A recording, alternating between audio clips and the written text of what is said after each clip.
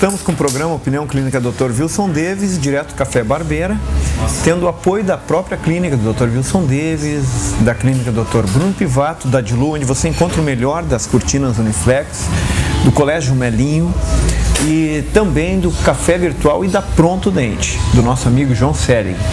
Agora, nós voltamos com este grupo super bacana, meu amigo pessoal, um professor, colega, Matheus Dalmaso. O cara é diretor do curso de Relações Internacionais na Univates, é um dos responsáveis por pensar neste mundo complexo na pós-modernidade e trouxe hoje para que estivesse com a gente, como vocês já viram no primeiro bloco, o Samuel e a Karina, que são alunos do curso de Relações Internacionais.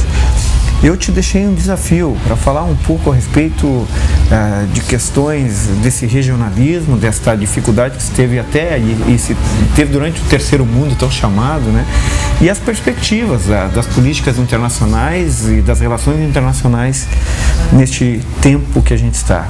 Vamos lá, Matheus. Eu diria que o terceiro mundo por si só, por ser tão heterogêneo e tão plural, ele não tem uma característica em comum. Tanto não tem que nem se usa mais a expressão terceiro Foi-se, mundo. né? Foi-se. É um termo em desuso. É verdade. Quando se criou o termo terceiro mundo, foi no início da Guerra Fria, lá nos anos 50, quando as independências na Ásia e na África estavam começando e tal.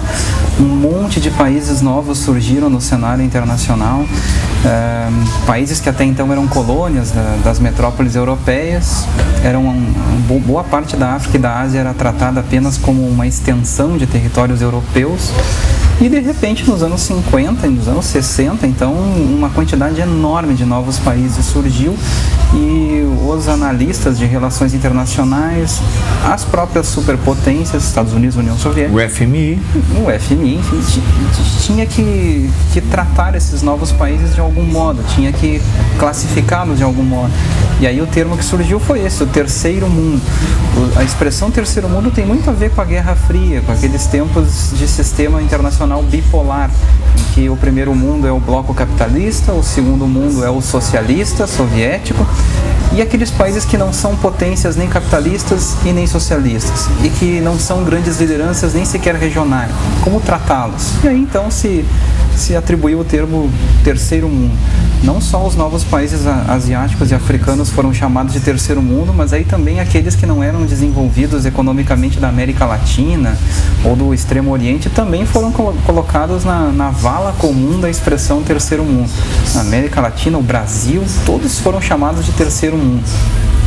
Mas aí no início dos anos 90, com o final da Guerra Fria, o uso da expressão terceiro mundo ficou um tanto quanto complicada, na medida que alguns integrantes do terceiro mundo demonstravam um salto de crescimento econômico invejável. É o caso, só para lembrar, tema já batido nos anos 90, dos tigres asiáticos. Singapura, Taiwan, Hong Kong, são territórios que tiveram um PIB de em torno de 6, 7% ao ano, maior do que qualquer país do Ocidente, e esses países eram de terceiro mundo. Então lá pelas tantas fica naquelas... Como chamar de terceiro mundo os tigres asiáticos se o crescimento econômico deles é fantástico? O próprio Brasil, né, consolidando hoje a sexta economia do mundo. Claro que há vários índices que entram aí, mas puxa vida, né, de fato o cenário mudou. Isso é ponto pacífico, está diferente. Já não se usa mais termo que se usava, já não se lida com políticas internacionais como se lidava, já não há mais aquelas obrigações e servidão por parte de alguns países em relação aos Estados Unidos, por exemplo, era o caso do Brasil, extremamente aliado, tentando pular daqui e pular de lá, mas comprometido. Qual é o futuro, então, das relações internacionais? O que está acontecendo agora? Para onde a gente vai? Quais são os cenários possíveis frente a tantas demandas? Bom, aqui vamos bater um papo entre todos nós, para não ficar só... Não, eu olho para ti, mas eu estou aqui querendo, a partir da tua reflexão, que a Karina e o Samuel falem. Aliás, vamos deixar então que a Karina, que é a única mulher do programa hoje, né, presente. Karina, como é que tu está vendo esse cenário? Quais são Como é que vai ser? O que tu está imaginando, assim, em termos de relações internacionais? Então, certos teóricos das relações internacionais, eles visualizam um futuro em que a gente vai ter mais regionalismos, né? Então, determinado país que é mais influente na sua zona, ele que vai mandar no jogo ali. Então não vai ser essa globalização, digamos, todos os países obedecendo àquela determinada superpotência. Isso tende a se modificar. Mas isso será que vai através de algumas siglas, porque o Mercosul nunca andou a lugar nenhum, né? Nunca se consolidou. O que tu pensa disso? Claro, é regionalizado. O Brasil já ocupa, eu acho que no contexto da América Latina, um lugar diferencial, uma grande economia. Se a gente pegar, por exemplo, a economia toda argentina é menor que a do estado de São Paulo.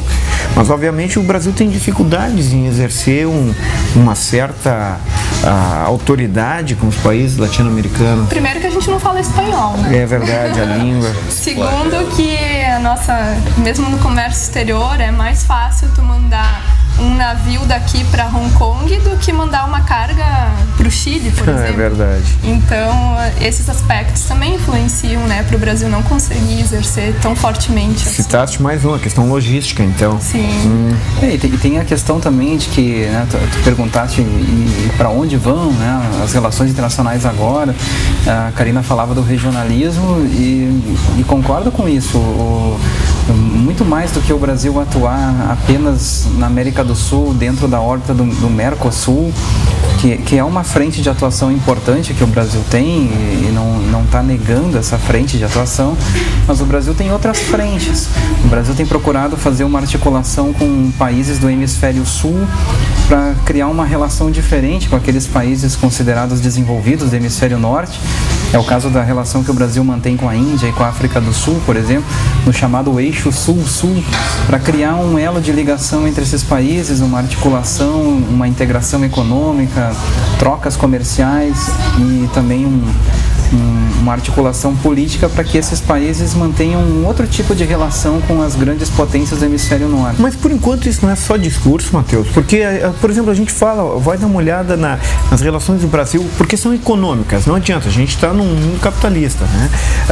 Com a Índia, elas são extremamente frágeis do ponto de vista econômico, vendo o quanto o Brasil está comprometido com a exportação e importação dos Estados Unidos, por exemplo.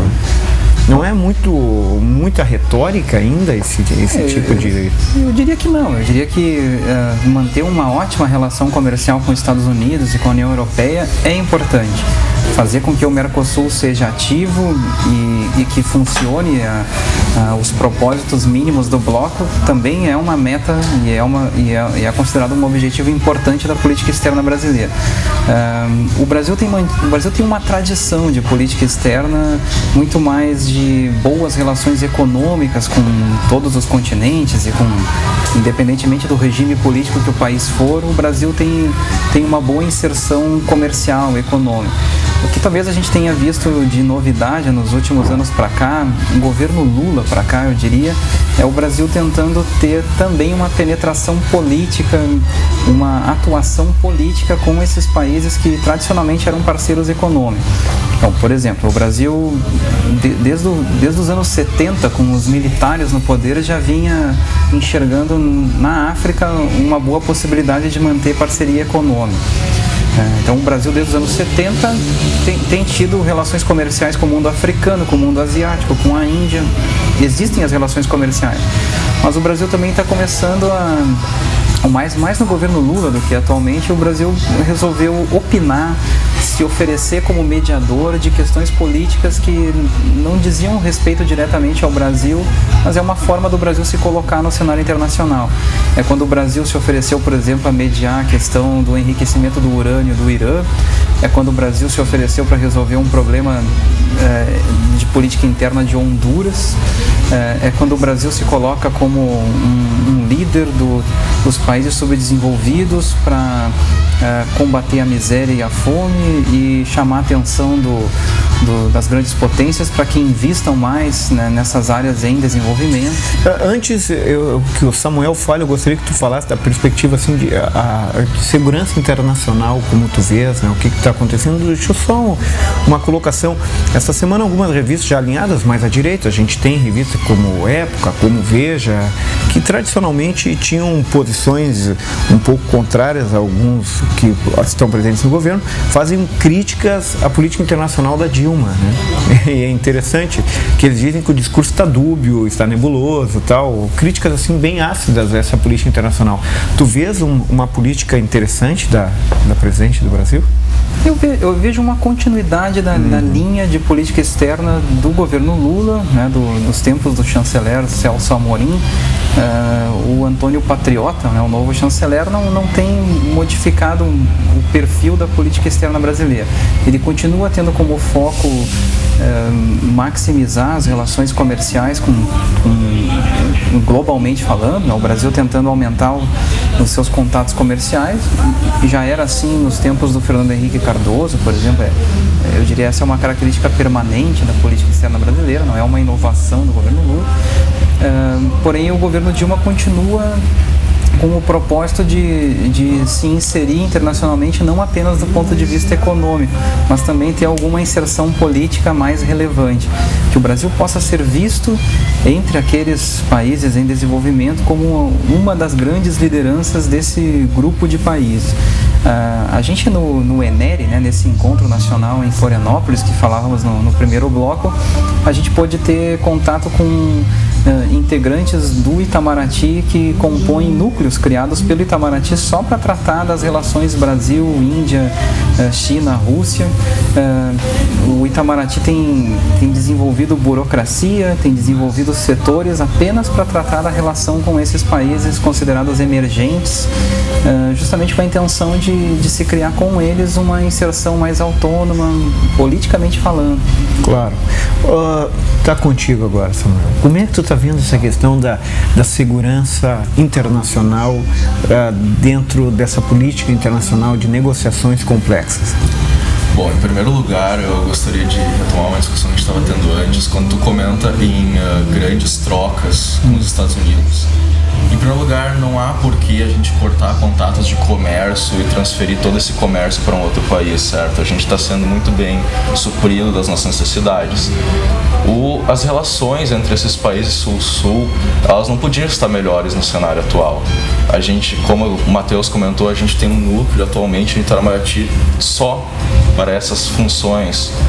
Inclusive, existe tal grupo denominado BRICS, que onde se reúnem e fazem todas essas discussões de como a gente estabeleceria trocas e afins.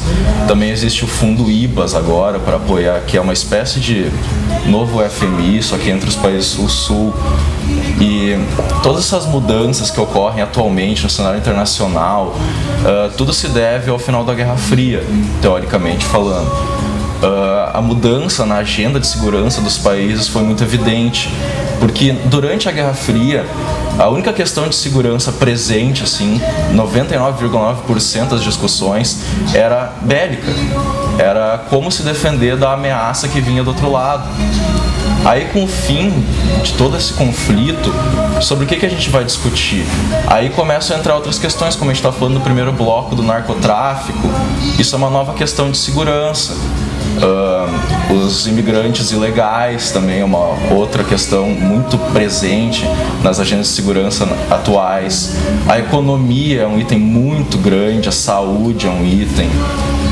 E todos esses fatores fazem com que a transição assim, de períodos, essa transição é o que a gente está vendo agora, certo? Isso que faz com que ocorra a transição que eu acabei de falar. Pensando nisso que tu dizes, essas demandas, por exemplo, da questão dos estrangeiros, tal, a gente vê a Europa sendo invadida, né? pelo norte da África, pelo leste europeu e tal, e seríssimos problemas com fundamentalismos religiosos, muita gente com certos radicalismos islâmicos e tal. A gente vê alguns movimentos e a gente já sabe que, inclusive, a França, por exemplo, já tem uma grande parcela muçulmana presente dentro da vida, etc., a vida social, cultural. Estas mudanças, estas demandas que se tem, este mundo em movimento, que as pessoas já não estão radicadas neste ou naquele lugar, mas estão procurando melhores mercados, vocês acham que entrará na pauta